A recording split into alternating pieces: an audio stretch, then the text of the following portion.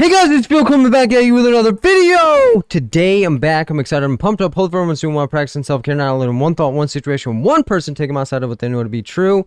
And I know exactly 104 people did just that since my last video. They doubled down, they did everything that they possibly could. They did not one thought, one situation, one person, or anything. And a lot of people on this list were doubting themselves, beating themselves up, tearing themselves down, wondering if they should even be a social worker anymore, or whether they should even be able to take this exam, or whether they should take the exam again because they failed before. And they were just having a lot of negativity and a lot of beating themselves up, and they doubled down, did exactly what they thought was right, winning the exam, kicked it directly in the chest to get the job done. And that's exactly how many people did just that since my last video, and they are as follows: Liz M, Lisa M, Katie C, David Q, Megan R, Delilah P, Billy Joe R, Heidi M, Anna R, Daniel L, Gracie M, Julia H, Alexandria C, Karina U, Jennifer V, Arkea H, Clarissa J, Hannah A, Melina C, Leah, Hillary H, Claudia B, Charles C, Kalia AG,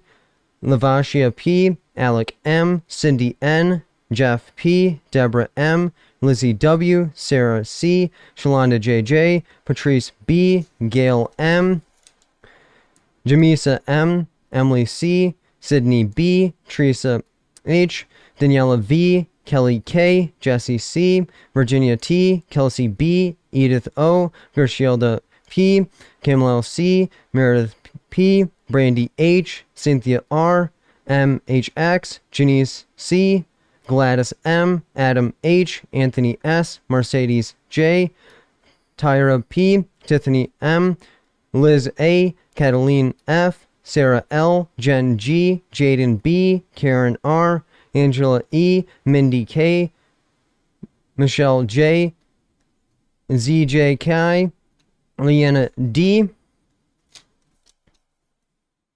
Jensinia J, Amanda V, Traventia R, Ojich AQ, Raja B, Latoya H, Megan J, Catherine C, Kelly E, Mary R, April M, Chris H, Stephanie C, Amanda G, Olga C, Sierra C, Brittany WB, Tina C, Fakrita C, Diana V, Shauna D, Spring B, Amber H, Brenda W, Elizabeth P, Taylor D, Sabrina J, Alice W, Alexis H, Ayana S, Jennifer K, Jenny M, Frida R, Kelsey R, Liz T, and Laura S.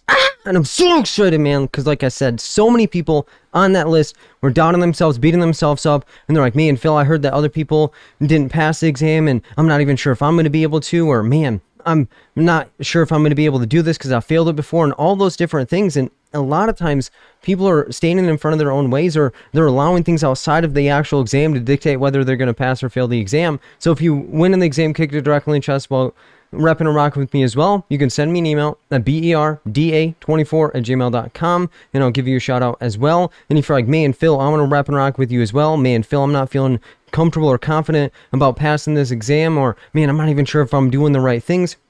The easiest way to rep and rock with me are in my study groups. The Sunday study groups are from 6 p.m. Eastern time until they kick us out. They can't kick us out. I'm the host. And these sessions go over content areas and also practice questions, not to memorize anything, but ways for you to be able to recognize and apply and actually understand how and why you're getting to those particular answer choices. In the next Sunday study groups are as follows: 11-12, going over human developmental theories. So Erickson, P.J. Kohlberg, again, different ways to conceptualize the different concepts and different stages of those theories. And then going through practice questions, not to memorize anything, but be able to recognize and apply it to go in the exam, kick it directly in the chest to get the job done. The next one after that is 11-19, ethics. So going over the code of ethics, not just going through and be like, you know what, this is what it needs to look like, but actually understanding, digesting it, and what you can actually look like and what it can see in practice, but also what it can look like in the exam. Because with the code of ethics, it's not black and white.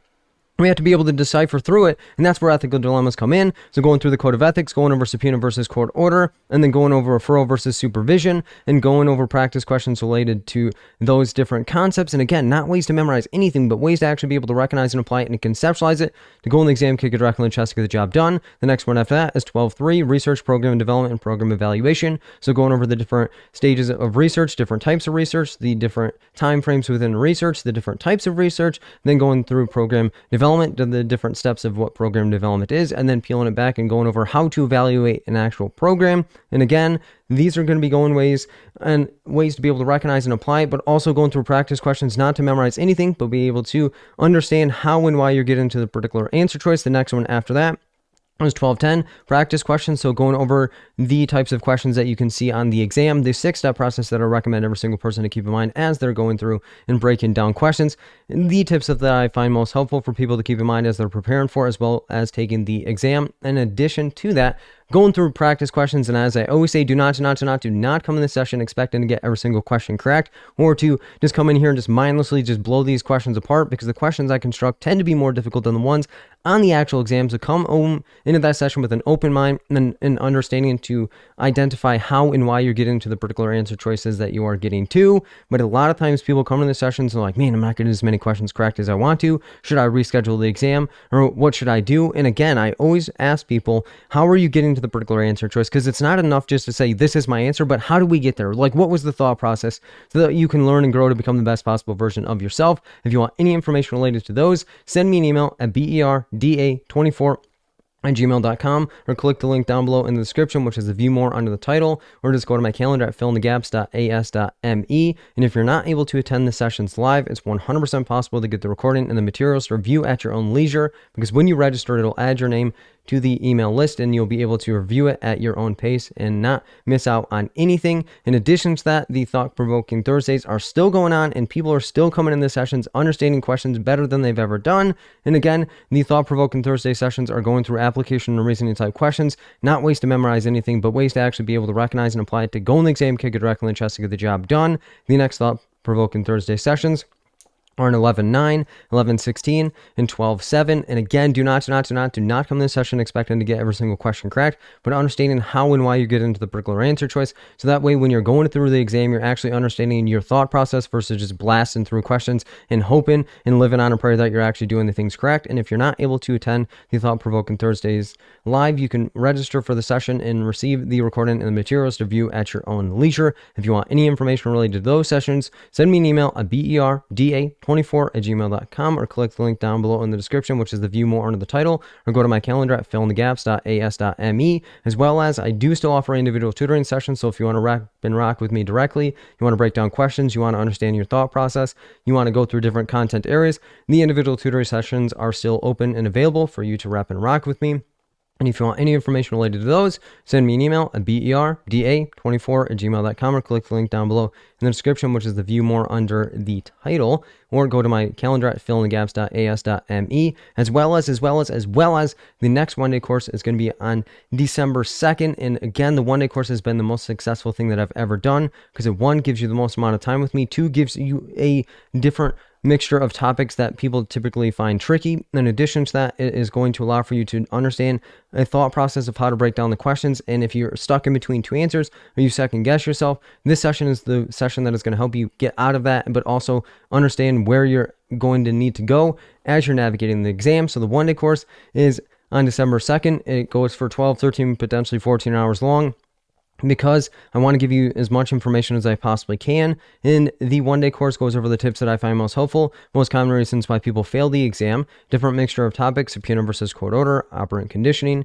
the community organizing steps. We're going through the personality disorders, schizophrenia spectrum, bipolar 1 versus bipolar 2 disorders, the personality disorders, the medications, the acronym safety, feelings, assess, refer, educate, advocate, facilitate, and intervene. The 6-step process that I recommend every single person to keep in mind as they're breaking down the questions, and then tying it all together with practice questions. And I always say, do not come to the session expecting to get every single question correct, because the questions I construct tend to be more difficult than the ones on the actual exam.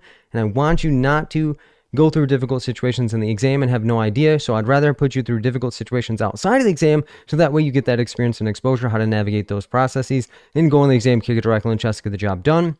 And if you're interested in the one-day course, you can send me an email at berda24@gmail.com, or click the link down below in this in the description, which is the view more under the title, or go to my calendar at fillinthegaps.as.me. And if you're like, man, Phil, my exam is prior to December 2nd, it's 100% possible to get a previously recorded version. Send me an email at berda24@gmail.com, and I'll give you the information on how to do so, as well as for those that do not know, Audible's continuing to partner with me on my YouTube videos and my podcast. So if you want to rep and rock with me, you can do so by going to my Audible affiliate link at www.audibletrial.com/fillinthegaps, sign up for the 30-day free trial, and then get yourself a free book. That's the easiest way to be able to support me, and it costs you absolutely nothing. And if you're like, Phil, what is Audible? Audible's an easy way to get information on the go. So if you're busy just like me and you still want to become the best possible version of yourself, Audible's an easy way to do so. And you can support me by going to my Audible affiliate link at www.audibletrial.com/fillinthegaps, or click the link down below in the description. It'll take you to the page. Sign up for the 30-day free trial. Get yourself a free book. And if you're like, man, Phil, what is a book that you would recommend that I get? The Alchemist, The Archer, UOU, Outliers. Each of them have different lessons and blessings that can help you progress, not just personally, but also professionally, to become the best possible version of yourself. And from the bottom of my heart, appreciate every single one of you guys that has already done that already. And if you haven't already, hit the like button down below, thumbs up button down below next to the title. Helps other amazing social workers just like you find my videos and rep and rock with me as well. And if you could do me a favor, just leave a comment down below, something that you're going through or something that's positive. Maybe you went in the exam, kicked it directly in the chest to get the job done, or just something that you're trying to accomplish. Because again, the Fill in the Gaps community is amazing, and then blows my mind how many people are repping and rocking, but also how many people are going to the exam, becoming the best possible versions of themselves.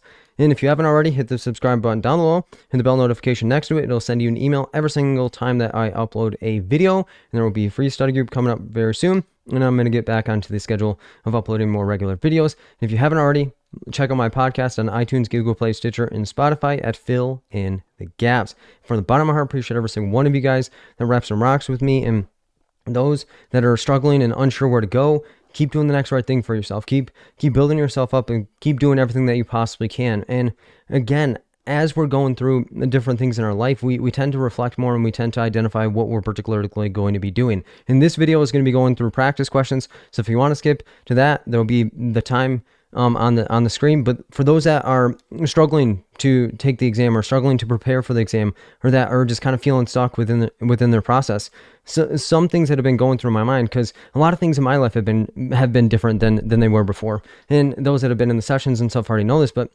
at this moment, me and my wife got the house, which was in a previous video. We adopted a dog, which was really, really great. And then for those that knew, my wife was pregnant, and then the baby came 3 weeks earlier than we thought. So there was a lot of adjustment when it came to that. But when it's those things in your life that really make you identify and realize like that all you can really do is the best that you can, regardless of what you prepare for, or regardless of what you're doing, or regardless of what you're thinking. You have to really remind yourself that at the end of the day, if you don't have experience and exposure in particular areas, you have to really go through the process and identify what's working, what's not working, what are some adjustments that you need to make, and how you can get that done. And at that moment, it's really you versus you. And what I mean by that is like your thought process when you're doing things that you've not done, or your thought process when you're going through a stressful situation is, man, let me tear myself down, let me degrade myself, let me shame myself, let me put these unrealistic expectations, or say, man, this is what this other person's doing, or man, this is what this person is doing, so I must be behind, or man, what I'm doing is not great, or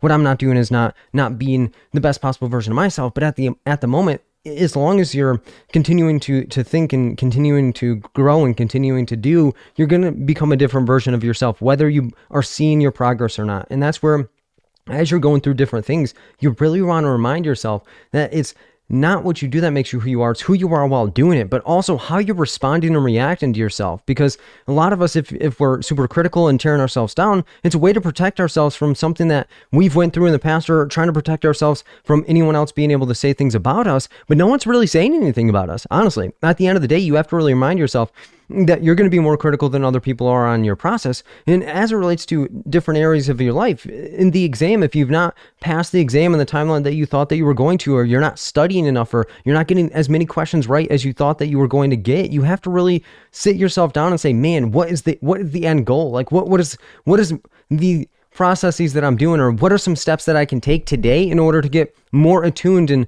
kind of reduce my process? And that's where as I'm interacting with people in understanding where people are coming from, a lot of people are still saying, man, Phil, it's not that I'm afraid of failing, man. I'm just not even really sure what it is. Cause a lot of times it's easy for people to say, man, I'm afraid of failing. Like, man, I'm afraid of what people are going to think, or man, I'm afraid that I'm not going to succeed in all these different things.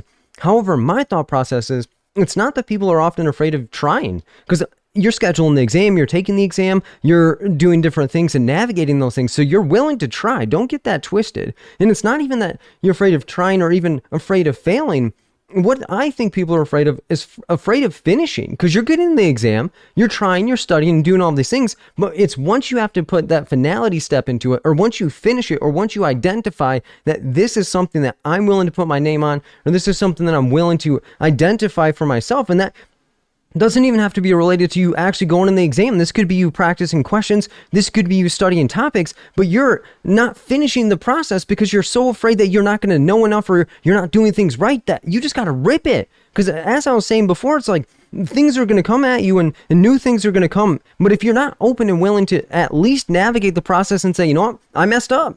Like, I didn't do the right thing, or man, I made a mistake. But not just being like, bam, I made a mistake, I'm terrible, I'm awful, I'm the worst person, or man, what are other people going to think, or man, what's this? But at that moment, really saying, you know what, I tried, what worked, what didn't work, so I can navigate that process in a more effective and efficient manner. And that's what I'm saying. It's not that people are afraid of trying or even failing, it's they're afraid of succeeding. Or finishing even. Because if you finish it, you have to really put the ownership and take control of that process. And again, it's you in the exam being like, man, let me second guess. Or man, do I really know what I'm doing? Or man, do I really have this enough? Or have I been doing enough? And the way you do one thing is the way you do everything. So if you're navigating that process and already becoming critical of yourself and trying to correct yourself even before you finish, you're never really going to get that experience, because every time that you try to do that particular task, you're going to have that negative voice in your head that's like, remember last time you did it anyway, but are you sure you can do it this time? Or man, you know what, you've had this experience before, what's to say that you're different? Because every day that you have an opportunity to do something in a different direction, you become a different person. So that's what I'm telling you, is if you're struggling and say, man, Phil, I didn't pass the exam, or man, I don't even know if I can do this anymore, or man, I don't even know if I want to be a social worker, you got to really remind yourself that if you're going to continue doing something, there has to be a reason or a purpose behind what you're doing, but also knowing that even before you get into the situation, you cannot paint the picture of what is going to occur. You can control what you do, you can control how you navigate it, but you cannot control what is to come after that point. Because at this moment, if you could control the result of the exam, you would have already passed the exam. Or if you were like, man, I should already know this. Well, if you haven't put in that experience point, or if that's something that you're not feeling comfortable with, at that moment, you got to really say, you know what is in my control? Because there may be certain topics, there may be certain things that you never get right.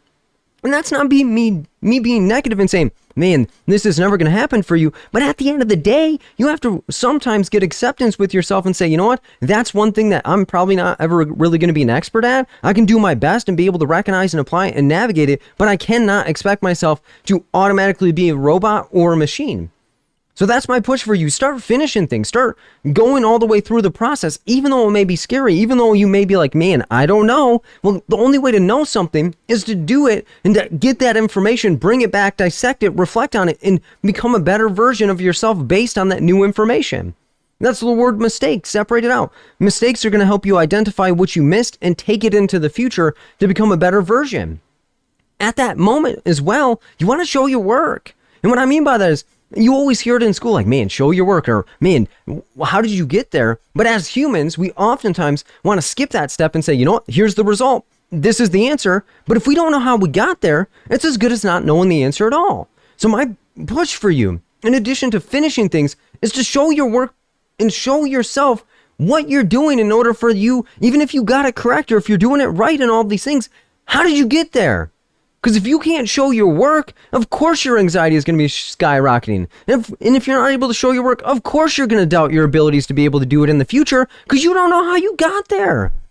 It's like somebody else is driving you to a place, drops you off, and then says, hey, hopefully you can navigate back home when you didn't have the ability to navigate in the first place. So show your work. Don't just do something. Take control and know your role. Because if you're just going through the motions and saying, man, they say to do this, or man, they say to do that, man, first, next, best, and all these different things, and all these shortcuts, you're taking yourself outside of what you know to be true. And you have to really remind yourself that if you're doing something and you are unsure whether it's going to work or not, the only way to find out is to go through it. The only way to get to that point is to finish it and finish it and finish it. But if you stop yourself early, you're always going to wonder what it could have been. But also, every time that you get to that point when you don't finish, it is going to become a habit to stop early and allow for somebody else to tell you what to do in order to finish it. But then they're going to remind you that you are not responsible for the results. So that's what I'm telling you, is finish it all the way through. Whatever you're doing, whether it's this exam, whether it's a job, whether it's education, whether it's whatever that is, finish it. If you are going to start it, you better finish it. And it doesn't mean that you have to finish it immediately, or it doesn't mean that you have to finish it perfectly, but at least finish it. Because once you start finishing things and once you start getting exposure to things that you may not be comfortable with, over time it's going to become comfortable. That's why when I tell people, man, don't come into my sessions expecting to get every single question right, because you getting exposed to those questions is then going to make your mind think differently and not have you just automatically jump like a cat that got squirted with water in action. But if you are preventing yourself from getting exposed to challenging situations, or if you're preventing yourself from getting exposed to potentially vulnerable situations, you're going to never know where you're at. And that's what I'm telling you. It's oftentimes the things that we are avoiding that we need to finish and put our attention to. It's often the things that we're like, man, I don't know how that's going to turn out. Or man, I'm not sure. But at that moment, it's like that negative voice in your head is telling you things that aren't even going to be true. Because you're trying to protect yourself from a situation that potentially could go wrong, but also potentially could go really, really great. And you got to really be willing to risk that. If you're willing to risk passing, you have to be willing to risk failing. But if you don't ever want to see potentially a failure in your situation, you're never going to be able to get to that level that you want to. So that's my push for you. It's often not that people are afraid of trying or even failing. They're afraid of finishing. Because when you finish something, you can't go back and correct it. You can do it in the future, but you can't be like, well, let me over-explain it. You got to sit in it and say, you know what, that's what I did. How did I get there? What did I do? What made me do the things that I'm doing? So that way you can learn and grow into a better version of yourself, but also show your work. Be willing to take ownership and say, you know what, this is my thought process. If it's wrong, I'm moldable. If it's wrong, I'm coachable. If it's wrong, I'm going to try to find what is going to make it right, but I can't defend against what I think is right versus what actually is right. Because a lot of times people will get defensive like, man, I already know this, or man, are you sure? But if you go into a situation with your mind made up, your mind's going to utilize facts that are going to dictate how you act. So that's my push for you. Don't get in your own way, but also don't let the thought process of somebody else overshine your thought process. Even though your thought process may not be the correct way, you have to at least understand where it came from. Because once you get to the root of where it's at, you're able to make the active decision to uproot it, plant something new in order to grow to become the best possible version of yourself. But if you never let yourself get there, you'll never know. And if you never know, you'll never grow. So that's my push for you, is finish it. Finish the dang thing. Don't get critical. Don't get dismissive of yourself. Don't get invalidated of yourself, but really show up and get that done. And that's what I'm telling you, is it's easier said than done. Like even this video, I was like, man, I haven't posted a video in a long time, so people probably aren't going to watch it. Or man, am I even still going to say things that are going to be impactful for somebody? Or man, am I going to say the right things? Or man, what if I'm not going to be as helpful as I once was? But at that moment, it's like I have to at least risk and finish it. Because if I continue to let things influence how I think, I will never understand what is actually going to happen. And again, it's easier to kind of stay safe and protect yourself, but my push for you is to lean into it. Get into a potentially vulnerable situation, in a potentially scrutinizing situation, in a potentially critical situation, and show yourself who you really are. Because it's not what you do that makes you who you are, it's who you are while doing it. It's that exposure point to yourself of like, you know what, I still can do what I think is best, and whether it's going to be agreeable to somebody else or whether it's going to be somebody else's desirable situation, I got to take ownership of mine.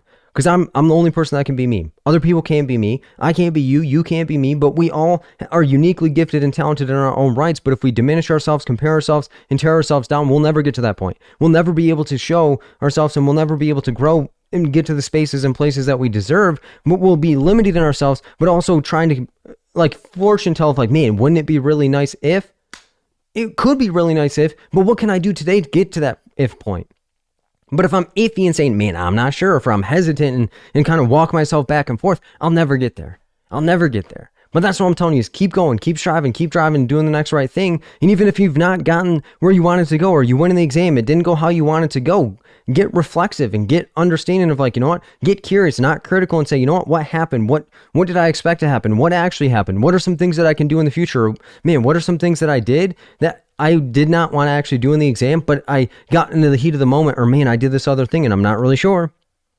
So that's what I'm telling you is when you're in that moment, don't give up. Give yourself the opportunity and give yourself grace, but also give yourself that ability to mold yourself and to dissect and reflect and also grieve the process.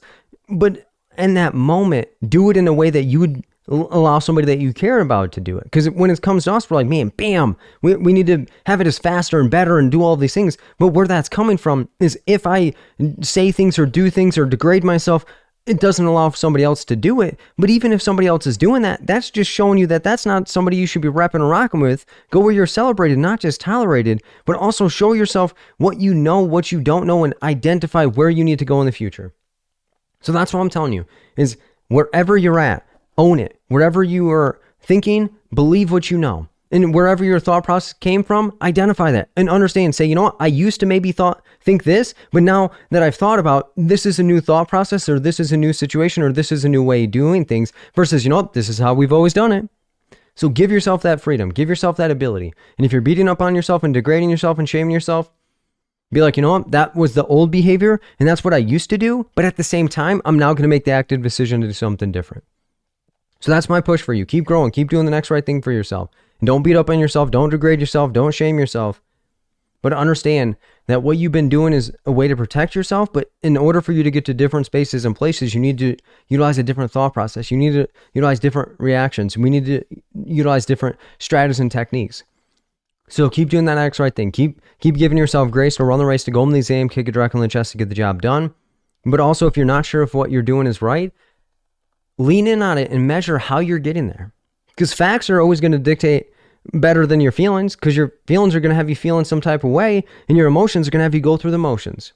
So if you're critical of yourself, remind yourself, I need to finish it. If I say I'm going to do it, I better finish it regardless of what happens. Because if I continue to give up on myself, or I can continue to compromise what I know to be true, I'll never get there. So that's my push. Keep growing, keep doing the next right thing, become the best possible version of yourself.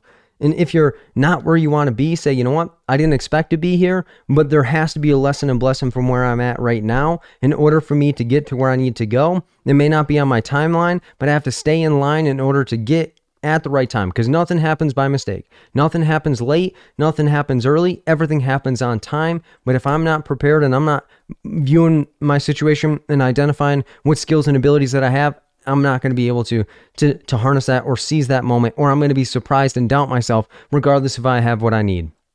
So that's my push for you. If you're beating up on yourself, tearing yourself down, finish it. But also show your work. Show yourself what you're doing, where you're coming from, so that way you get closer to where you're at. And again, you may be thinking, man, I just don't know. Well, if you don't know, peel it back and say, you know what? If I have no idea, well, then I need to be more mindful when it comes, but I also need to make an active decision to do something different if I am not connected to that exact process or understand what's happening. Because if you're giving ownership to someone else, you're never going to get there. So that's my push for you. Identify where you're at, where you're coming, finish things, show your work, but also give yourself credit from where you've been and where you're right now, because you're doing the best that you can with what you have and know, and you can't do more. You can't go back and get in the DeLorean and go back into the past and be like, you know what, do something different. Or, man, this is what you need to do, because you can't do that. And if we all could do that, we'd be messing up the timeline all the time. So that's what I'm telling you is take ownership of where you're at, identify the positives, let go of the negatives, but also make shifts in the right direction of where you're at, and own your situation, finish, identify where you're going, where you want to go, and identify what's keeping you going. Like, what's your purpose, what's your why, and where your fuel is going to come from. And that's what I'm telling you is It may not be the easiest process, but sometimes we need to do the things that are difficult and do the things that are not natural in order to create a more natural path and to make things that used to not be comfortable more comfortable in the future. So that's what I'm telling you, is keep doing the next right thing. Do not let one thought, one situation, one person, or anything take you outside of what you know to be true. And the rest of this video is going to be me breaking down questions. And I always tell people, man, do not expect to get every single question correct. But as we're going through these, do not add, do not take away, do not second guess, do not jump like a cat that got squirted with water into action. Don't rescue anyone, and give yourself the opportunity. Even if you get all of these wrong, identify how did you get there? What were some thought processes that you had? And what are some ways that you can look at it in the future? And from the bottom of my heart, appreciate every single one of you guys. I love you guys. And if you need anything, drop me a shout, send me an email, and I'll try my best to help out. But again, we're going to be hopping into the questions, and I'm going to be doing everything that I can to explain the questions in a way that is going to be helpful. And do not degrade yourself. Do not shame yourself. Do not add. Do not take away. But give yourself grace to run the race, to go in the exam, kick it directly in the chest, to get the job done. So as we're going through these questions, make sure that you do not add, do not take away, do not second guess, do not get yourself twisted, but give yourself the opportunity to understand how and why you're getting to the answer choice that you are. Because my questions tend to be more difficult than the ones on the actual exam. So do not beat up on yourself. Do not tear yourself down, but give yourself the opportunity to understand how and why you're getting to the answer choice. And if you're different, if your answer is different than the one that I would provide, really understand like what is my thought process versus the one that you are thinking. And if you're adding, taking away, rescuing people, and all of these different things, just challenge yourself to stay in the question. Do not add, do not take away, do not assume, don't rescue anybody, but truly understand where you're coming from, so that way you become the best possible version of yourself to go in the exam, kick it directly in the chest, to get the job done. So starting with question 1. A social worker in a community mental health clinic is completing an intake assessment with a 47-year-old male upon discharge from jail. The man reports that he was charged with a DUI 6 months ago and that he is struggling to maintain sobriety from alcohol. The man reports that when he was released from jail, that he drank a fifth of liquor and was hospitalized due to complications related to cirrhosis. The man would like to stop drinking alcohol and to improve his situation. What should the social worker do first in this situation to help the man? A, gather information regarding the man's physical health to ensure that he is safe. B, gather information regarding the man's alcohol use to better understand his situation. C, provide information to the man regarding support groups in the area that the man can attend to strengthen his recovery. D, connect the man with a doctor in the community to ensure the man's physical health is stable before treating him. So let's look back at the question and identify the key components. We are a social worker in a community mental health clinic. That's who we are and where we are at. Completed an intake assessment. And like the time, hop on topics. I'll explain what we're looking at. So it's our first time meeting with a 47-year-old male. That is our client upon discharge from jail. So he's previously incarcerated. The man reports that he was charged with a DUI 6 months ago and that he is struggling to maintain sobriety from alcohol. In like the time, hop on topics. I'll explain the picture we're looking at. So 6 months ago is when he received his charge. The man reports that when he was released from jail, in like the time, hop on topics. I'll explain the picture of what we are looking at, that he drank a fifth of liquor and was hospitalized due to complications related to cirrhosis of the liver. The man would like to stop drinking alcohol and to improve his situation. What should the social worker do first in this situation to help the man? First, next, best, most, and should all mean the same thing. So do not let one word dictate how answer the question. And I know a lot of times people are like, man, Phil, why do you always say that? Well, if we blacked out this sentence, it is not going to change the entire answer because the components of the question are going to remain the same. So keeping in mind that first, next, best, most, and should not dictate how you answer the question. This is going to be an application question. Why? Because it's a client scenario that we have to react to in the best that we know how. Let's apply the acronym D, each answer choice back to the question to see what we're looking at in particular. A, gather information regarding the man's physical health to ensure that he is safe. This is going to be a safety assess. Safety, why? Because potential safety issue. Assess, why? Because it's us gathering clinical data to help progress the therapeutic process in some way, shape, or form. B, gather information regarding the man's alcohol use to better understand his situation. This is going to be a safety assess, safety-wise potential safety issue assessed by because it's us gathering clinical data to help progress the therapeutic process in some way, shape, or form. C, provide information to the man regarding support groups in the area that the man can attend to strengthen his recovery. This is going to be an advocate why A equals all by themselves, because this is when the social worker gathers the needed information, resources, and services, and the client is subsequently going to do it on their own. D, connect the man with a doctor in the community to ensure the man's physical health is stable before treating him. This is going to be a safety facilitate, safety-wise potential safety issue, facilitate why it's us gathering clinical information and connecting them to another professional for assistance, and he would still subsequently be working with us. So let's look back at the question, see what we're looking at in particular. So quick review: social worker, community mental health clinic, that's who we are, where we're at, intake assessment. In length of time, hop on topic, so let's pin this for what we're looking at. So it's our first time meeting with a 47-year-old male. That's our client upon discharge from jail. So he's previously incarcerated. The man reports that he was charged with a DUI 6 months ago. In length of time, hop on topic, so let's pin the picture for what we're looking at. So the DUI is what caused him to be incarcerated, and now he is outside of the jail, and he reports that he's struggling to maintain sobriety from alcohol, so that is his substance of choice. The man reports that when he was released from jail, in length of time, hop on topic, so let's pin what we're looking at. So when he was outside, that he drank a fifth of liquor and was hospitalized due to complications related to cirrhosis of the liver. So he started having some physical health problems related to his substance use, and the man would like to stop drinking alcohol and to improve his situation. So keep all in mind to go through each answer choice. So right off the bat, we're going to rule out D. Why? Because if we think about this, the man was hospitalized due to complications related to cirrhosis. And you may be saying, well, Phil, he was hospitalized and therefore we always need to rule out medical. Well, if we think about it, the man was discharged, and if somebody is going to get discharged from the hospital, they are then going to be identified that their health is stabilized. So based on that, he came to me for assistance. I'm not going to just ejecto seat him outside of services and say, you know what, in order for us to continue, you need to go and see a doctor in the community to ensure your physical health is stable, because again, he's here for treatment. So I'm not just gonna be like, you know what, I know you came here today in order to see me, but you need to go and talk to this doctor before coming to see me again. And then if he comes in again and describes physical symptoms, we're just going to keep going bing bong bong. So D is going to be bad news, bad vibes, because the man has already been hospitalized and discharged, and therefore he is now here for the appointment today. We're also going to rule out A. Why?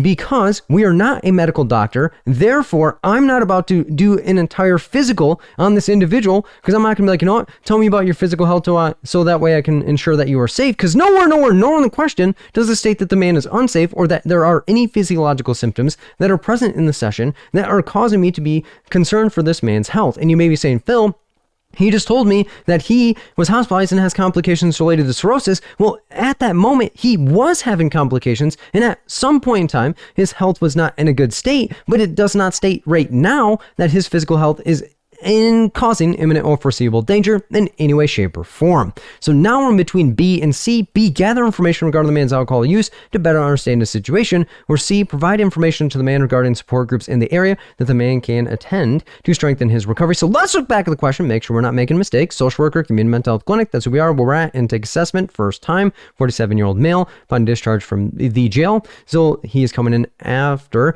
he was in jail. The man reports that he was charged with a DUI 6 months ago. That's what caused him to be incarcerated, and he states, you know what, I'm struggling with maintaining sobriety from alcohol, and I was released from jail. You know what, I started sipping and tipping because I drank a fifth of liquor. I was hospitalized due to complications related to cirrhosis, and then the man tells me that he would like to stop drinking and to improve his situation.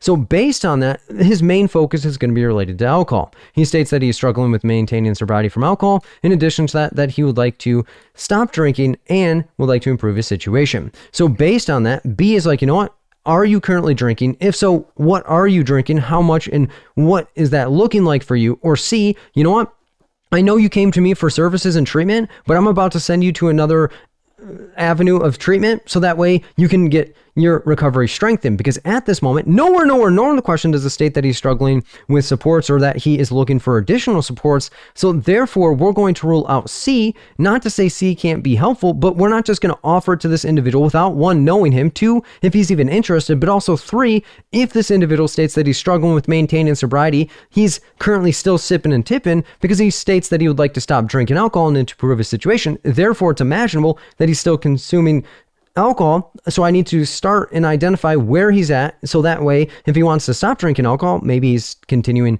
to drink alcohol to large quantities. And then if he stops voluntarily on his own, he potentially could have withdrawal symptoms, which could cause to more negative aspects within the person's situation. So therefore, I need to identify what is this person's current alcohol use like, and what are some things that he would like to see different, and identify where he's at currently. Because if he's drinking substances and you know what, it's going to be at large quantities, and then he's like, you know what, I'm just going to stop, he can go into active withdrawal, and alcohol withdrawal is one of the withdrawals that can potentially kill somebody. Therefore, we would need to delegate and identify whether he would need detox services. So A is incorrect, because nowhere in the question does it state that his physical health is currently in a dangerous situation. He was hospitalized previously due to complications related to cirrhosis. However, in order for somebody to get discharged from a hospital, they have been medically cleared. So therefore, a doctor had already signed on the dotted line stating that his physical health is not currently in a dangerous position. It potentially could go that direction, but we're not going to assume, and we're not a medical doctor, so we need to stay within our scope of practice. C's incorrect, because nowhere in the question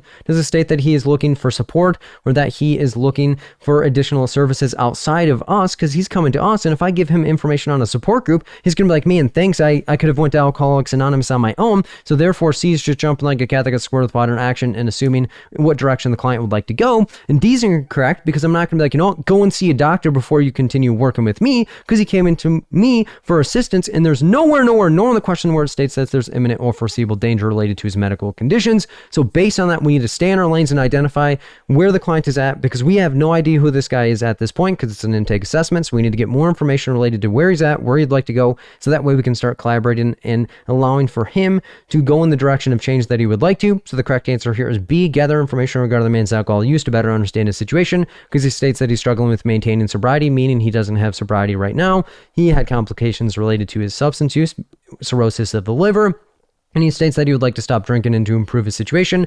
Thus, I would need to understand what his current substance use looks like, so that way we can identify action steps to allow for him to get closer to maintaining sobriety in the future. So the correct answer here is B, gather information regarding the man's alcohol use to better understand his situation. So that's how we look at that question in particular. Question 2. A social worker in a community mental health clinic has been working with a 32-year-old male for the past 4 months regarding issues of impulsivity. At the beginning of treatment, the man was selling drugs and stealing cars to help pay for his rent and buy food, since he was let go from his job. Throughout treatment, the man has been utilizing strategies to reduce his impulsivity and has obtained employment. During the most recent session, the man reports that his neighbor made him angry and that he has been feeling the urge to steal his car as revenge. What should the social worker do next in this situation?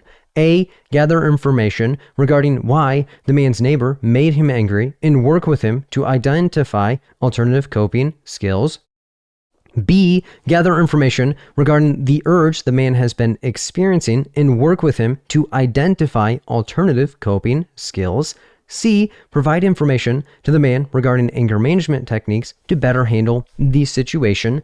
D, inform the man's neighbor regarding the man's urges to ensure everyone is safe. So let's look back at the question and identify the components. A social worker, community mental health clinic, that's who we are and where we are at. We've been working with a 32-year-old male. That is our client for the past 4 months. In length of time, hop on top of it, because I'll depend on the picture we're looking at. So that's how long we've been doing the dang thing regarding issues of impulsivity. That's what brought him in 4 months ago at the beginning of treatment. In length of time, hop on top of it, because I'll depend on the picture of what we're looking at. So 4 months ago, the man was selling drugs and stealing cars to help pay for his rent and buy food, since he was let go from his job. So that is his baseline for treatment. Throughout treatment, in length of time, hop on top of it, because I'll depend on the picture of what we're looking at. So for the past 4 months, because that's how long we've been doing the dang thing, the man has been utilizing strategies to reduce his impulsivity and has obtained employment. Things are getting better. During the most recent session, in length of time, hop on top of it, because I'll explain what we are looking at. So what's going on right now, the man reports that his neighbor made him angry and that he has been feeling the urge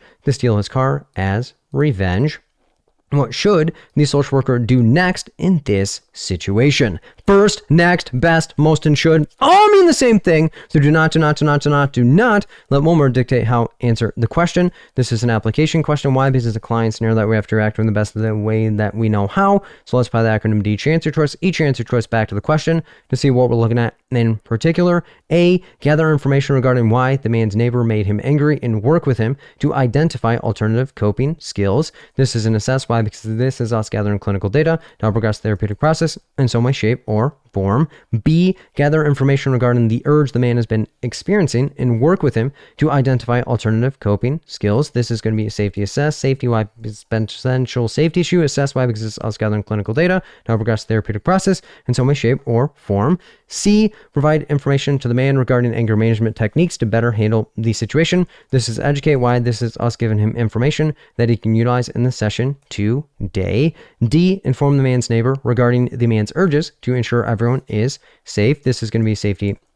Intervene. Safety, why? Because potential safety issue. Intervene, why?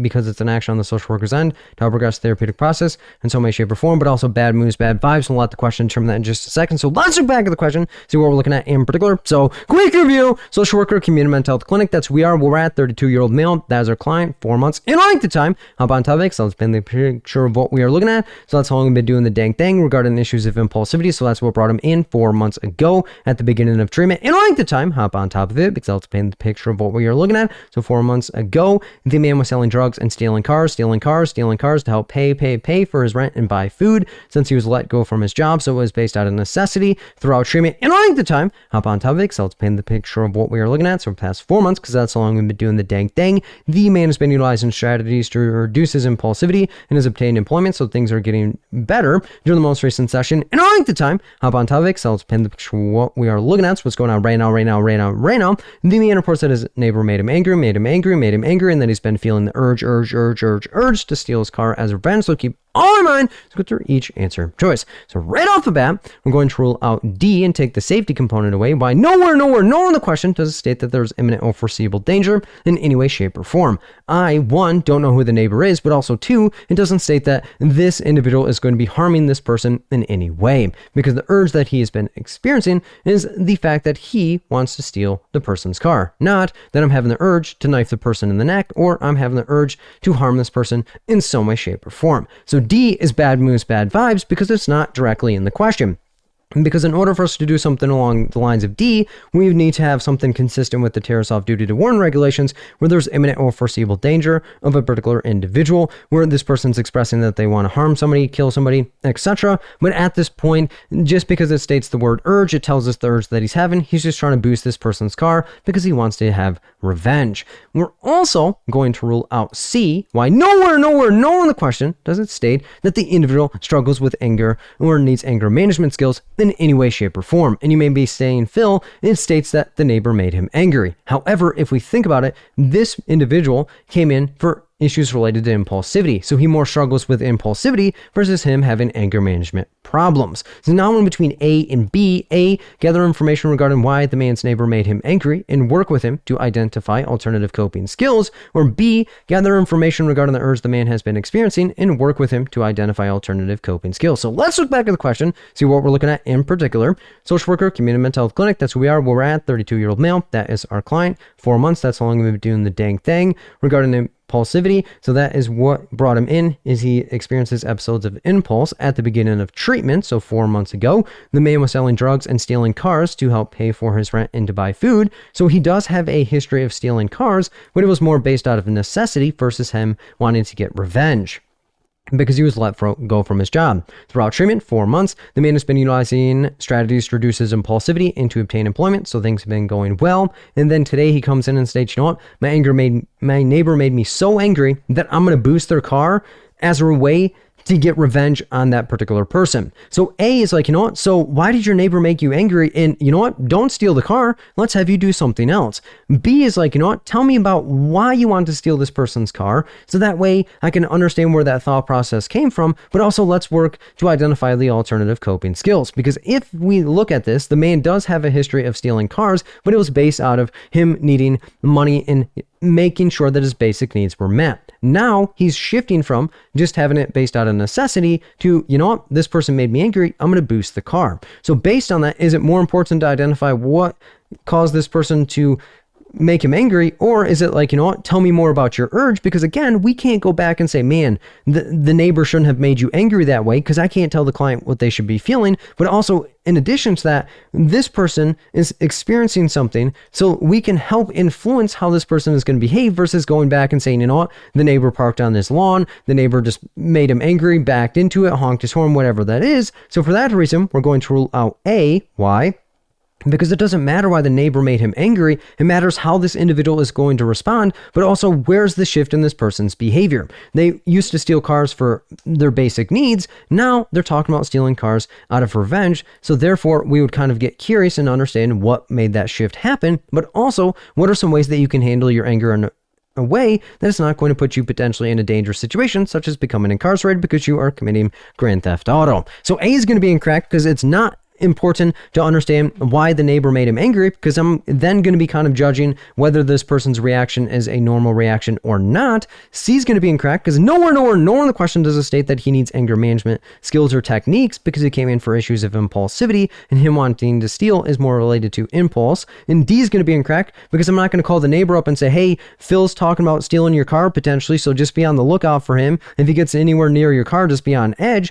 Because again, if I'm contacting the neighbor, I'm breaching one confidentiality, but also two, I'm assuming that this 32-year-old male is going to do something that is going to cause imminent or foreseeable danger, such as homicidal ideations and wanting to kill or harm this person in any way. And it does state that he's experiencing urges, but the urges are to steal the car, not urges to harm anyone. So the correct answer here is B. Gather information regarding the urge the man has been experiencing and work with him to identify alternative coping skills, because one, we can control how the person is going to react to the urge if we walk him through it, versus, hey, you can't control the neighbor's behavior, so therefore, what are ways that you can cope in the future, or ways that you can interpret the person's behavior in the future that are not going to cause you to potentially put yourself into a dangerous situation and to commit grand theft auto, which is bad moves, bad vibes. So we need to stay attuned to our client, but also what our client has within their control and what our client is actually going to do, because they can't control what the neighbor is going to do, but they can control how they're going to respond to what the neighbor is going to do. In addition to that, the person does have a history of stealing cars, but it was based out of necessity versus him wanting to get revenge. So we'd want to understand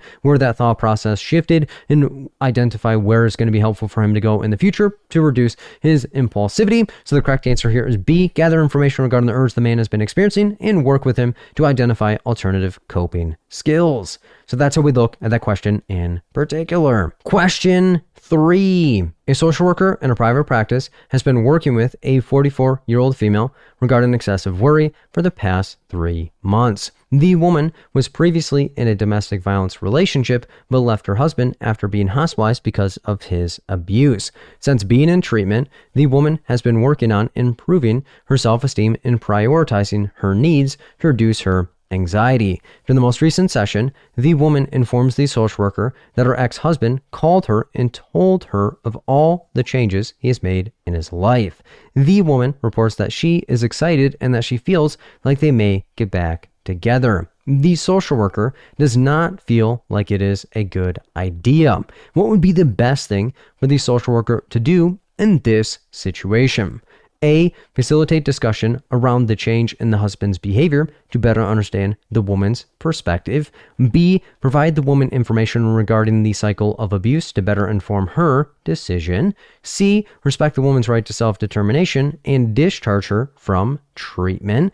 D. Gather information regarding how getting back with her husband would impact treatment to better understand her situation. So let's look back at the question to identify the key details. We are a social worker in a private practice. That's who we are and where we are at. We've been working with a 44-year-old female. That is our client regarding excessive worry. So that is what brought her in. And we've been doing the dang thing for the past 3 months. In length of time, hop on topic. So let's paint the picture for what we are looking at. The woman was previously in a domestic violence relationship, but left her husband after being hospitalized because of his abuse. Since being in treatment, in length of time, hop on topic. So let's paint the picture of what we're looking at. So for the past 3 months, because that's how long we've been doing the dang thing. The woman has been working on improving her self-esteem and prioritizing her needs to reduce her anxiety. So those are her treatment goals for the most recent session. In a length of time, hop on top of it, because I'll spin what we're looking at. So what's going on right now. The woman informs the social worker that her ex-husband called her and told her of all the changes he has made in his life. The woman reports that she is excited and feels like they may get back together. So that is her new perspective.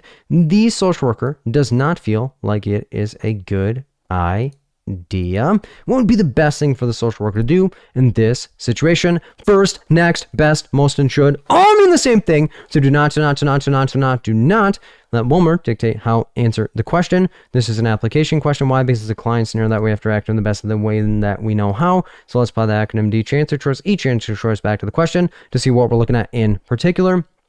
A, facilitate discussion around the change in the husband's behavior to better understand the woman's perspective. This is feelings. Why? Because it's getting her direct perspective of what's going on with him for her situation. B, provide the woman information regarding the cycle of abuse to better inform her decision. This is educate. Why? This is us giving her information that she can utilize in the session today. C, respect the woman's right to self-determination and discharge her from treatment. This is going to intervene. Why? Because it's an action on the social worker's end to help progress the therapeutic process in some way, shape, or form, because lack of action is still an action, but also bad moods, bad vibes. And we'll let the question determine that in just a second. D, gather information regarding how getting back with her husband would impact treatment to better understand her situation. This is an assess. Why? Because this is us gathering clinical data to help progress the therapeutic process in some way, shape, or form. So let's look back at the question, see what we're looking at in particular. So quick review, social worker, private practice. That's who we are, where we're at. 44-year-old female regarding excessive worry for the past 3 months in length of time. Hop on topic, so let's paint the picture of what we're looking at. So that's all we've been doing the dang thing, and she came in for excessive worry. The woman was previously in a domestic violence relationship, but left her husband after being hospitalized because of his abuse. So she's outside of that relationship since being in treatment in length of time. Hop on top of it, because I'll spend the picture of what we're looking at. So past 3 months, because that's how long we've been doing the dang thing. The woman has been working on improving her self-esteem and prioritizing her needs to reduce her anxiety, so things are getting better. During the most recent session, in length of time, hop on top of it, because I'll paint the picture of what we're looking at. So what's going on right now. The woman informs the social worker that her ex-husband called her and told her of all the changes he's made in his life. The woman reports that she's excited and that she feels like they may get back together. And the social worker does not feel like it is a good idea. So keep all in mind. Let's go through each answer choice. So right off the bat, we're going to rule out C. Why? Even though it says respect the woman's right to self-determination, which we want to do unless somebody endangers themselves, danger to another person, suicidal actions, homicidal actions, plain means and intent, abuse and neglect of a vulnerable individual, someone under the ages of 18 years old, anyone over the ages of 65 years old, or anyone with an intellectual or cognitive disability, and none of those things are identified within the question. However, the second part of the answer is what is going to make the answer a bad moves, bad vibes type situation. Because C's like, sister, you can make whatever decision you think is best, but also then we're going to be like, all right, we're going to discharge you and eject you outside of treatment, where nowhere in the question does it state that she wants to be discharged from treatment in any way, shape, or form. So it's kind of like pushing her outside of treatment because she's doing something that is contradictory to what we think is best at that given moment. We do want to respect people's right to self-determination, but we're also not just going to throw them outside of services. So half of a right answer is an entirely wrong answer. We're also going to rule out B. Why? Nowhere in the question does it state that she's going to be open and willing to explore the cycle of abuse. But in addition to that, she is already aware of the fact that it was a domestic violence relationship and that it was abusive. So therefore, B is just going to push it onto her and be like, I know you stated that you feel like things are going well and that you could get back together, but let's review the cycle of abuse, because your partner is likely going to abuse you again, and then you're going to be coming back to services and being kind of confused, like surprise Pikachu face. So B is not going in the direction of the client, but it's also having our own agenda of, if I tell this woman that it's going to follow the cycle of abuse, that she's going to be making a more informed decision. So now we're in between A and D. A, facilitate discussion around the change in the husband's behavior to better understand the woman's perspective, or D, gather information regarding how getting back with her husband would impact treatment to better understand her situation. So let's look back at the question, see what we're looking at in particular. Social worker, private practice, that's who we are. We're at 44-year-old female regarding excessive worry. That's her main treatment goal for the past 3 months. So that's how long we've been doing the dang thing. She was previously in a domestic violence relationship, but left the husband after being hospitalized because of his abuse, because he's physically harming affirming her. Since being in treatment, 3 months, she's been working on improving her self-esteem and prioritizing her needs to reduce her anxiety, so things are going well. During the most recent session right now, she's like, you know what? My ex-husband called me and he told me that all of the things that he's been doing different in his life, and I'm excited, and I feel like we may get back together. We personally don't think that it's a good idea. However, our feelings as social workers should not cloud our clinical judgment. Therefore, just because I don't think it's a good idea doesn't mean that I'm going to prevent the woman from making the decision that she thinks. So A's like, you know what? You stated that your husband changed. Tell me what's changed about your husband's behavior. And so that way I can understand, one, why you're excited, but also two, what makes you think that this relationship is now going to be something that is going to be positive for you, or D, gather information regarding how getting back with her husband would impact treatment. So D is coming from a more judgmental lens of, you know what, if you get back with this partner, and then guess what? It's likely going to impact your treatment, which would be her having excessive worry, her self-esteem is going to be tanked, and then she's going to stop prioritizing herself because those are her main treatment goals. So for that reason, we're going to rule out D, because D is coming in with a pessimistic lens and saying, you know what, your partner is likely not going to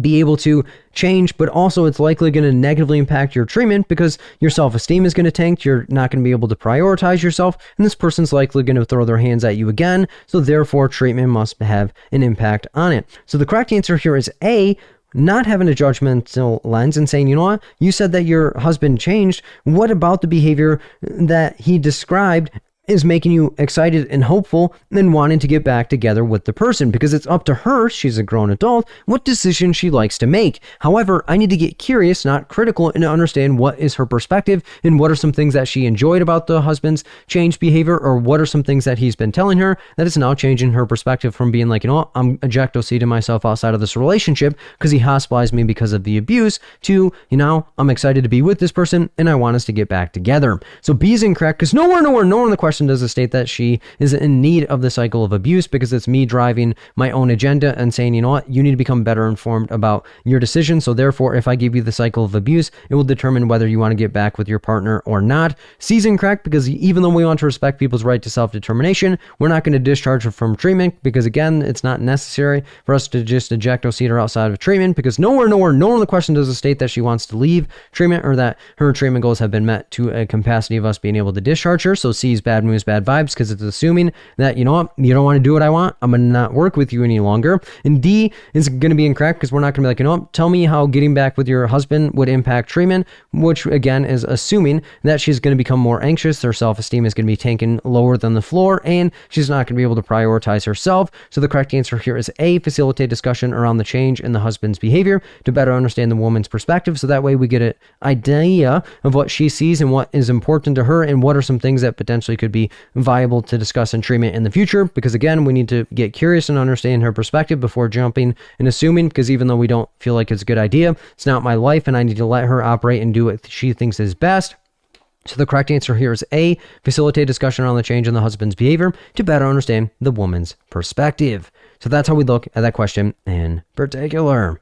Question 4. A social worker in a private practice is completing an intake assessment with a 23-year-old male to help cope with the death of his friend. The man reports that he and his friends were driving together when someone ran a red light and hit them, which caused his friend to be thrown from the car. The man reports that he experiences nightmares and flashbacks related to the crash and that he would like to identify ways to make them go away. The man reports that he smokes marijuana and drinks alcohol to help, quote unquote, forget about everything. What should the social worker do next in this situation to help the man? A, facilitate discussion around the coping skills that the man has to identify a baseline for treatment.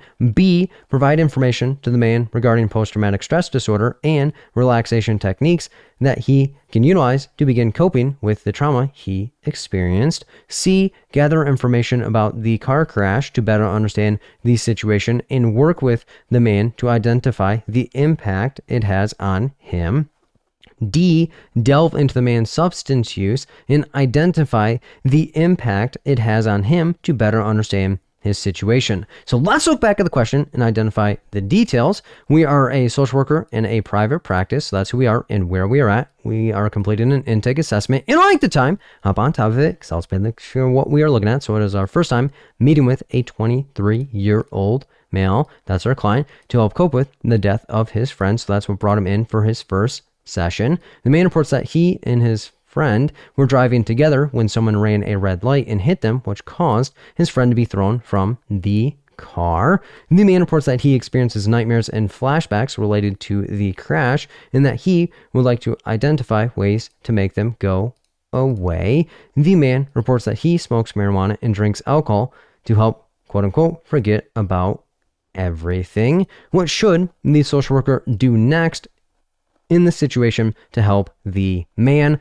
First, next, best, most, and should all mean the same thing. So do not let one word dictate how to answer the question. This is an application question. Why? Because it's a client, so that we have to react to in the best ability we know how. Let's apply the acronym each answer choice back to the question to see what we're looking at in particular.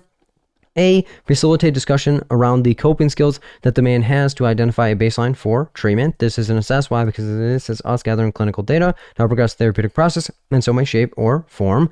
B, provide information to the man regarding post-traumatic stress disorder and relaxation techniques that he can utilize to begin coping with the trauma he experienced. This is an educate. Why? This is us giving him information that he can utilize in the session today. C, gather information about the crash to better understand the situation and work with the man to identify the impact it has on him. This is an assess. Why? Because this is us gathering clinical data to help progress the therapeutic process in some way, shape, or form, but also bad moods, bad vibes, and we'll let the question determine that in just a second. D, delve into the man's substance use and identify the impact that it has on him to better understand his situation. This is going to be an assess. Why? Because this is us gathering clinical data to help progress the therapeutic process in some way, shape, or form, but also bad moods, bad vibes. We'll let the question determine that in just a second. So let's look back at the question, see what we're looking at in particular. So quick review: social worker, private practice. That's who we are, where we're at, and take assessment in length of time. Hop on top of it because I'll expand the picture of what we are looking at. So it's our first time meeting with a 23-year-old male. That's our client to help cope with the death of his friend. So that's what brought him in. The man reports that he and his friend were driving together when someone ran a red light and hit them, which caused his friend to be thrown from the car. The man reports that he experiences nightmares and flashbacks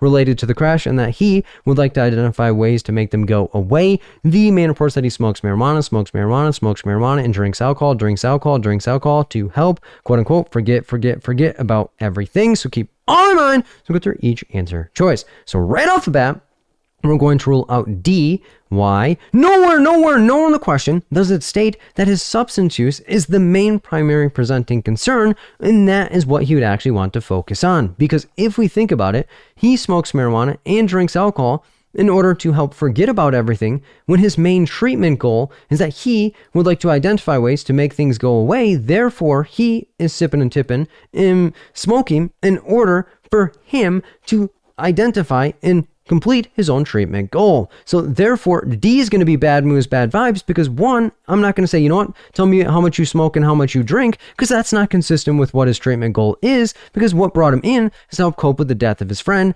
not to maintain sobriety or not to focus on his substance use. In addition to that, we're not going to say, you know what, identify the impact that has on him, because we're not going to come from a judgmental lens and say, you know what, I know you came in for the death of your friend and the trauma and all these different symptoms, but let's start talking about your substance use. So D is bad moods, bad vibes, because again, it's just jumping like a cat that got squirted with water in action and telling the client what they should want to focus on in some way, shape, or form. We're also going to rule out C. Why? Because if we look back at the question, we already know the impact that the crash has had on him. We're not going to say, you know what, tell me a little bit more in-depth information about how your friend was thrown from the car and what that was like for you, because he already told me that he is experiencing nightmares and flashbacks related to the crash. So I already know it is a traumatic event, and it's something that is always going to be going on within his mind. So C is bad moods, bad vibes, because it's already answered in the question. I don't need a play-by-play of how they got hit and how his friend was thrown from the car and how far his friend went and all these different things. So C is already answered in the question, because one, I don't need to know more about the crash, but also two, I'm not going to say, you know what impact does this have on you? Because that's the main reason that he's coming in, is the car crash and the death of his friend.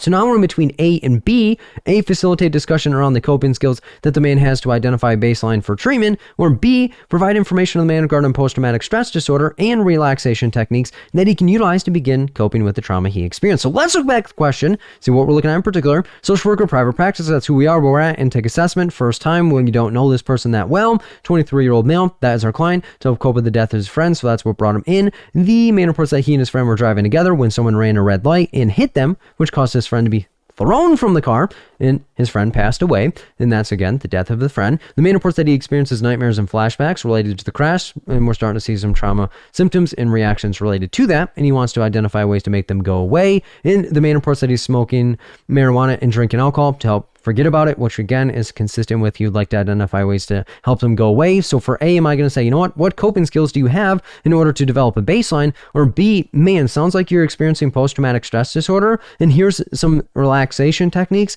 that you can utilize to begin coping with the trauma, because your main goal is to identify ways to make these things go away, and likely to not be smoking and drinking, so that way you have alternative coping skills. So for that reason, we're going to rule out A. Why? Because in the question, it already told me that his main coping skills are smoking marijuana and drinking alcohol to allow for him to escape and run away. Therefore, A is redundant and already answered in the question. Even though it sounds sweet, it's not honey. Therefore, we're going to rule that out. So the correct answer here is B, provide information to the man regarding post-traumatic stress disorder. Because, again, death of the friend, and the friend died in a traumatic way. They're driving together. His friend flew from the car and now is dead. And he's like, you know what? I'm having nightmares of my friend dying, and I'm having flashbacks related to that car crash, and I want to identify ways to make things go away. And now I'm smoking and puffing and passing and also sipping and tipping, but I want to forget about everything. But my main goal is to identify other ways in order to cope. So the correct answer here is B, provide information to the man regarding post-traumatic stress disorder and relaxation techniques that he can utilize to begin coping with the trauma he experienced. A is going to be incorrect because we already know the coping skills that he has, smoking marijuana and drinking alcohol. C is incorrect because I don't need an in-depth play-by-play of the car crash, of how his friend flew from the car and how his friend died, but also what impact it has on him, because I already know the impact that it has on him based on the fact that he's experiencing nightmares and flashbacks related to it, and he's having trauma responses. And D is incorrect because I'm not going to get curious and become critical and judgmental and saying, you know what, you were saying that you want to cope with your friend's death and that you're experiencing trauma symptoms, but you know what, let's tell me about how much marijuana you're smoking and how much drinking that you're doing, so that way I can have an idea the impact that your substance use has on you, because that's not his main treatment goal. So I have to stay consistent with what the client would like to focus on with him for a situation. So B is bringing it to his front door like he ordered it. He's like, you know what, I want to find ways to not cope in the way that I've been coping, but I want things to go away. Therefore, B is like, you know what, let me tell you, this is post-traumatic stress disorder. This is what the symptoms you potentially are experiencing, but relaxation techniques are ways that you can kind of de-escalate and kind of attune yourself to the moment, to not have these nightmares and flashbacks have as intense of a reaction to you, so that it can utilize them to begin coping with the trauma that he experienced, because his main treatment goal is to identify ways to make them go away, and he's smoking marijuana and drinking alcohol, which are things that he wants to stop doing, and finding alternative ways to do it. So the correct answer here is B, provide information to the man regarding post-traumatic stress disorder and relaxation techniques that he can utilize to begin coping with the trauma he experienced. So that's how we look at that question in particular. Question 5. A social worker in a family agency is completing an intake assessment with a 33-year-old pregnant mother to help cope with all the stress in her life. The woman reports that she feels overwhelmed with raising her 2 young children on her own and attending to the appointments of her unborn child.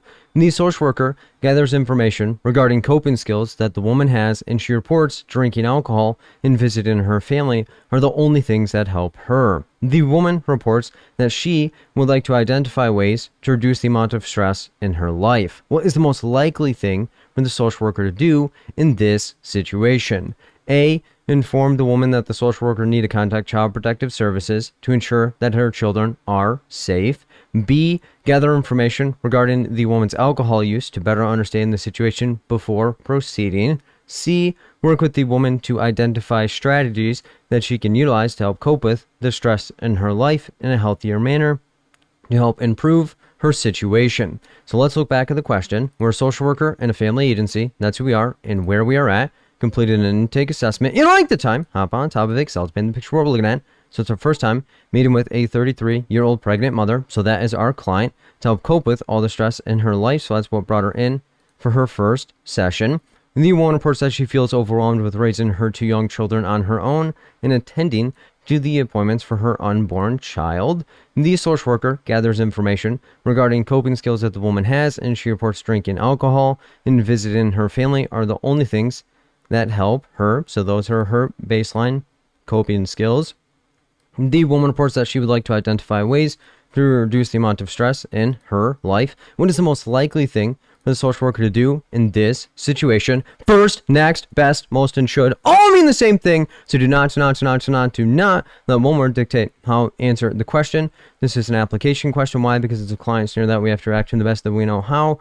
Let's apply the acronym D, each answer choice. Each answer choice back to the question. This is what we're looking at in particular. And even before we get into the answer choices, I know a lot of times people are like, man, Phil, it's 3 answer choices, so the question must be more difficult, or man, it kind of stresses me out. The quick version of what I always tell people is, you know what? If you're normally used to ruling out 2 answers, the exam has just now ruled out one of the answers anyway. So don't stress yourself out. Whether it's 4 answer choices or 3 answer choices, we're about to snap this thing apart in the same exact way because you want to stay consistent within your thought process. So don't let one of the answers being taken away distract you from the fact that you're going to still have to break it down, utilize the question, and get that job done. So A, inform the woman that the social worker will need to contact Child Protective Services to ensure that her children are safe. And this is going to be safety, intervene. Safety, why? Because it's a potential safety issue. Intervene, why? Because it's an action on the social worker's end to help progress the therapeutic process in some way, shape, or form. B, gather information regarding the woman's alcohol use to better understand the situation before proceeding. This is going to be a safety assess. Safety, why? Because it's a potential safety issue. Assess, why? Because it's us gathering clinical data to help progress the therapeutic process in some way, shape, or form. C, work with the woman to identify strategies that she can utilize to cope with the stress in her life in a healthier manner to help improve her situation. This is an intervene, why? Because it's an action on the social worker's end to help progress the therapeutic process in some way, shape, or form. So let's look back at the question to see what we're looking at in particular. So quick review: social worker, family agency, that's who we are, where we're at, intake assessment, in length of time, hop on topic. So let's paint the picture of what we're looking at. So it's our first time meeting with a 33-year-old pregnant mother. So that's our client to help cope with all the stress in her life. So that's what brought her in for her first session. The woman reports that she feels overwhelmed with raising her 2 young children on her own and attending to the appointments of her unborn child. The social worker gathers information regarding coping skills that the woman has, and she reports drinking alcohol, and visiting her family are the only things that can help her. So those are her main coping skills. The woman reports that she would like to identify ways to reduce the amount of stress in her life. So keep all in mind as I go through each answer choice. So right off the bat, we're going to rule out C. Why? Because we're not automatically just going to jump like a cat that got squirted with water in action and say, you know what? You want to identify ways to reduce the amount of stress in your life. Let me give you a solution, because again, we need to take our capes off because it's our first time meeting with this woman. So I'm not just going to bring it to her front door and say, hey, here's the solution. It's a one-stop shop, one session type deal, because C is automatically jumping and saying, you know what? I don't care what the stress in your life looks like, but let's get you to cope with them in a healthier manner, when at the end of the day, we're being judgmental and assuming that her drinking alcohol and visiting her family are unhealthy behaviors. So C is going to be ruled out because at this moment it's way too doggone fast, but also we're not even aware of what the client would like to see and what they would like to do and whether they're satisfied with drinking alcohol and visiting their family in that given moment. So C is way too fast, and we need to take our capes off and not try to rescue the client, but truly get to understanding where the client's at, where the client would like to go, and then meet them in that direction and allow for the client to direct us in the way that they want us to see us. So now we're between A and B. A, inform the woman that the social worker need to contact Child Protective Services to ensure that her children are safe. Or B, gather information regarding the woman's alcohol use to better understand the situation before proceeding. So let's look back at the question, see what we're looking at in particular. Social worker, family agency, that's who we are, where we're at, intake assessment, first time. 33-year-old pregnant mother to help cope with all the stress in her life. So that's brought her in. The woman reports that she feels overwhelmed with raising her 2 young children on her own. So that is her main stressor, and attending the appointments for her unborn child. So those are the main stressors that we know of at this moment. And we tell her, you know what? That's all right within your situation, but what are you doing to cope with the things that you're going through? And she states that she's drinking alcohol and visiting her family And those are the things that are going to be helping her. So based on that, we know the main stressors are raising the 2 children on her own and then attending the appointments for her unborn child because she's pregnant. Her main coping skills are drinking alcohol and visiting her family, and she wants to identify different ways to cope with things that are going on in her life. So based on that, A is like, you know what, you must be abusing or neglecting your children, so I'm going to have to contact CPS and they're going to investigate your parenting style and then potentially remove your children from you. Or B, you know what, you stated that you're drinking alcohol. Tell me a little bit more about that so that way I have an idea of what that pattern looks like. Because if we think about this, she is a pregnant woman and she's consuming alcohol, but CPS is not allowed to be called on an unborn child. However, she does state that she has 2 young children, and we want to wonder, is she utilizing substances around the children? Is she able to take care of the children? Is she becoming too intoxicated that she's neglecting them? Or is she only consuming alcohol when her children are away from her and she's still able to parent them at that moment? So based on that, A is going to be ruled out and the safety component is going to be taken away, because that's assuming and jumping like a cat that got squirted with water in action and saying, you know what, you must be abusing your children or neglecting your children, where nowhere in the question does it indicate that. And you may be saying, well, Phil, there is a pregnant woman that's consuming alcohol. I need to get my judgmental cap off, because at the end of the day, she has the right to consume alcohol if she would like to, but also Child Protective Services does not come into play until the child is born. So therefore, we would want to understand whether her 2 children that are already alive are being neglected or abused, and if she's utilizing substances around them. So the correct answer here is B, gather information regarding the woman's alcohol use to better understand the situation before proceeding, because we'd be curious, 1, what is her alcohol consumption? 2, is she utilizing substances around her children? 3, if she's utilizing substances around her children, is she able to still take care of them? Are the children getting access to the alcohol, etc.? So that way we truly understand the picture before just jumping like a cat that got squirted with water in action, or having her capes on, or even going with the buzzwords of, all right, it's always going to be CPS, so therefore she must be abusing them. Because if it's not in the question, we're not able to utilize that. So A is incorrect, because nowhere in the question does it state that there's active abuse or neglect going on. We can assume and fill in details, but that's not going to allow for us to get the right answer. And C is incorrect, because I'm not going to be like, you know what, I'm going to give you a solution even before knowing where you're coming from and before I truly know what your coping skills actually look like. So the correct answer here is B, gather information regarding the woman's alcohol use to better understand the situation before proceeding, because 1, we would want to understand what is her consumption like, what is her frequency, and all those different things. But also, we need to understand, is she utilizing the substances around her children? If so, is she becoming intoxicated? Or is she having withdrawal symptoms that are preventing her from able to take care of the 2 young children that are already alive? And if there are things like that, then we can start investigating other avenues. But again, we need the information, because if we don't ask the questions, we're not going to get the information to allow for us to make an informed decision. So the correct answer here is B, gather information regarding the woman's alcohol use to better understand the situation before proceeding. So that's how we look at that question in particular. So hopefully that was helpful for you guys, and the questions were difficult enough. And just to recap a couple of things, if it's not in the question, don't use it. Because a lot of times when I'm talking to people, they're like, well, Phil, it's safe to imagine, or I want to assume these things in all these different modes. But if it's not in the question, don't use it. Consider the client. What does the client want? What are they looking for? And I don't have the answers for the client. And if the client hasn't told me it, guess what? I'm not going to fill in those details. Also, in the questions, even if you got them right or wrong, you want to identify how and why you got there, because it's not enough just to get it right. But if you're informed and able to delegate why each answer is right or why each answer is wrong, it gives you a better perspective of where you're at.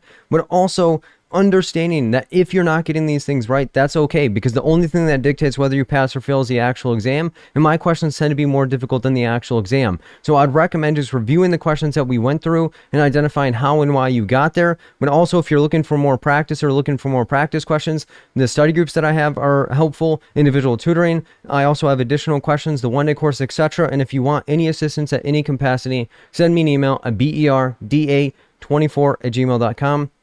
or click the link down below in the description, which is the view more under the title, or go to my calendar at fillinthegaps.as.me. But also, again, keep building yourself up. Do not let one thought, one situation, one person, or anything take you outside of what you know to be true, because you're uniquely gifted and talented to get that job done. But if you're not having the openness, or if you're not having that grace for yourself, it's going to be almost darn near impossible for you to get to that level that you need to, because you're kind of limiting yourself and distracting yourself away from the things that are going to actually be helpful for you and to allow for you to get to that next level. And like I said, man, I appreciate every single one of you guys. You need anything, drop me a shout, send me an email. And again, I appreciate every single one of you guys that are rapping and rocking with me. Man, I love you guys. You need anything, again, I'm going to try my best to give you guys everything that I got. I got a lot of changes going on in my life, but I'm still going to show up for you guys, and I'm still going to keep doing everything that I possibly can and keep doing everything on that end. And you guys are all amazing, uniquely gifted and talented social workers. Don't let anything convince you that you're not. Don't let anything stand in front of your ways. But understanding that why you started to do this is needing to be staying consistent, whether you pass the licensure exam or not, or whether you're where you're at in life. Just keep going, keep striving and driving, because as long as you have a heartbeat in your chest, you can get there. And again, from the bottom of my heart, appreciate every single one of you guys. I love you guys. I'm getting the heck out of here. I'll see you guys in the next video. In peace out, guys.